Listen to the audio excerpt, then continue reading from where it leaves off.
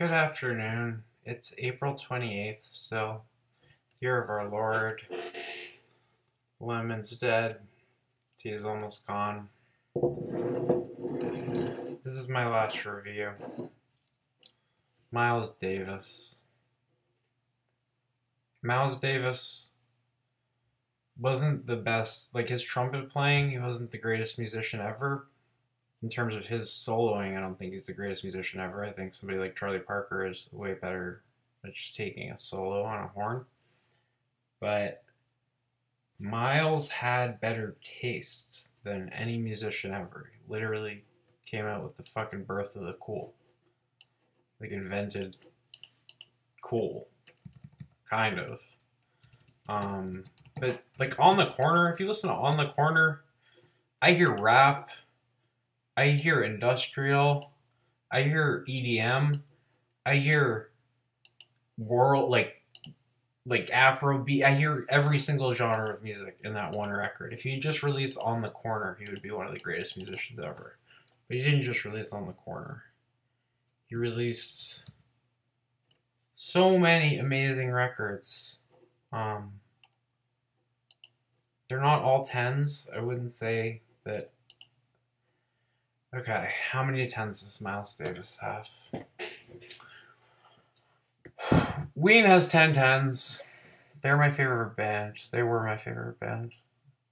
But I think Miles Davis probably has more. Counting his albums, seeing which ones are tens.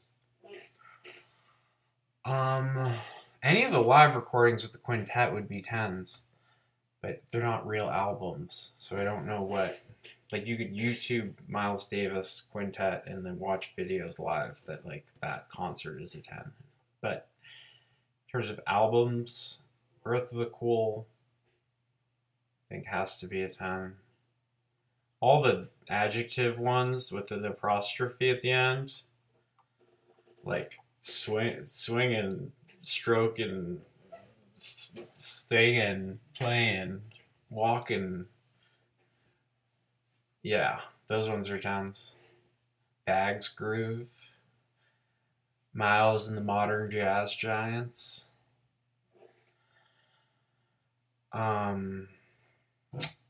Yeah. So okay, he has 3 tens. Then he got John Coltrane in the quintet. Round about midnight. That's a 10. Kind of Blue. Yes. The album Kind of Blue that invented modal jazz and is the most famous instrumental recording ever. That's a 10. It's very enjoyable to listen to. I particularly enjoyed Bill Evans' piano playing and Cannonball Adderley's solos, as well as Coltrane's solos. You can't get better than Coltrane, Cannonball Adderley. And just great rhythm section. I don't think it was Cobb anymore. It was like Paul Chambers. And who was the drummer?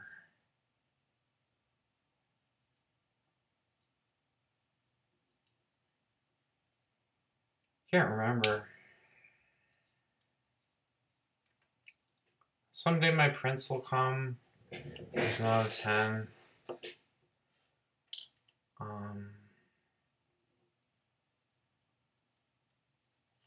Sketches of Spain I don't think is a 10. I don't love this record. I think Miles Smiles, Sorcerer, Nefertiti, 10s. Miles in the Sky. And Phileas to Kilimanjaro. I think all the Electrics period is a 10. I think this is his creative peak. This is where he's kind of breaking all the rules of music and incorporating sounds from rock and roll, incorporating sounds from funk like James Brown, Sly Stone, Jimi Hendrix. Anyway, but the album, my favorite Miles Davis album is In a Silent Way. think it's a really beautiful record. And if you listen to it,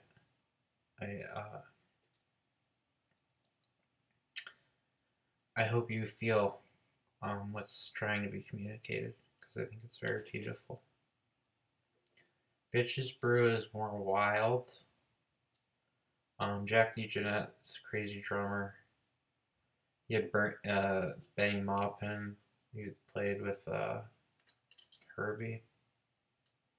But yeah, Bitches Brew Live Evil, clearly tens.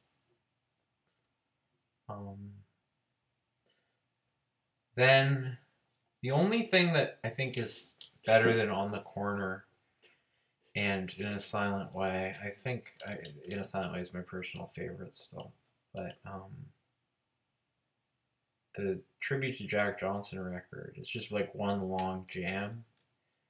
It doesn't even sound like jazz. It sounds like a jam band, but like better. And it's amazing. It's just two long jazz blues jams. Billy Cobham on drums, John McLaughlin on guitar, Herbie Hancock, Sonny Sharrock. It's amazing. On the Corner, he got all these percussionists and tablas and sitar, and it's just such a dense, complex record.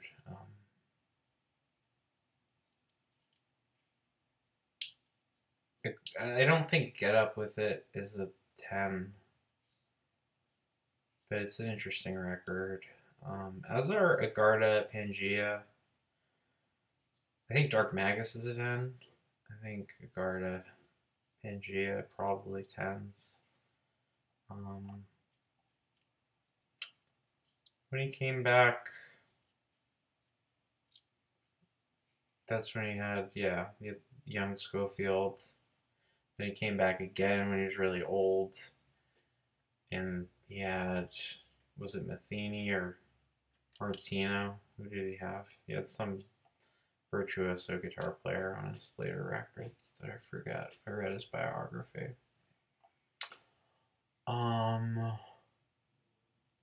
Yeah, Tutu. That's where he had Marcus Miller, who actually wrote, I think, most of the songs. George Duke. Who the fuck plays guitar on the late? I know there's a sick guitar player after Schofield. I need to find out. This is the last review, so I can't leave until I figure out who plays guitar on the last Miles Davis record.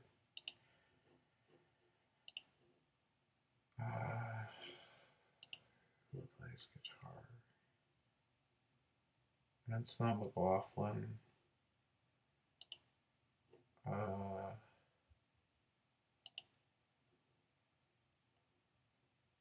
Who the fuck?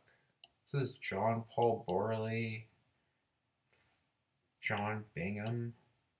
I don't know any of these people. There's some really good guitar player who played on some of the last Miles Davis. Who the fuck is it? Looking through all these notes.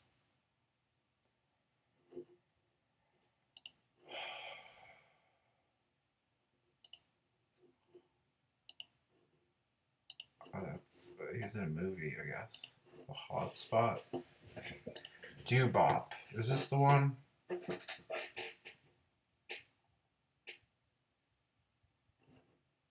It's a guitar player. There's no guitar on this record. These are like, he started doing scoring films and shit.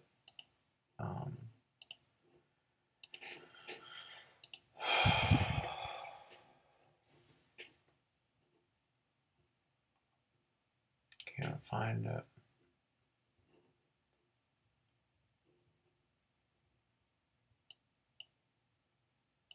I know we worked with Marcus Miller, trying to figure out who the stupid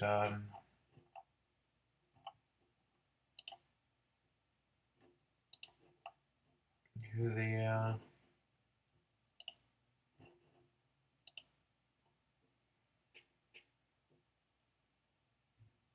He had John McLaughlin again. Or, that's not what I'm thinking of. Doo-Bop.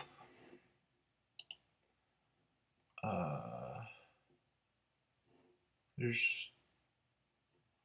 no credited guitar player on this. You're Under Arrest. John McLaughlin. Decoy. Schofield.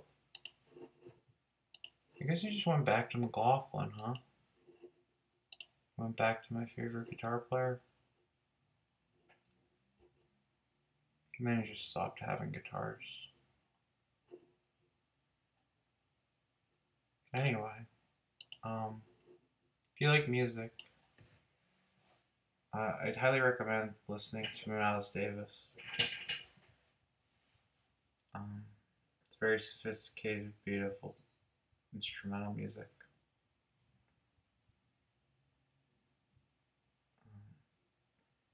Thank you for watching these videos. I'll try harder next time. I love you. I don't know how to love this.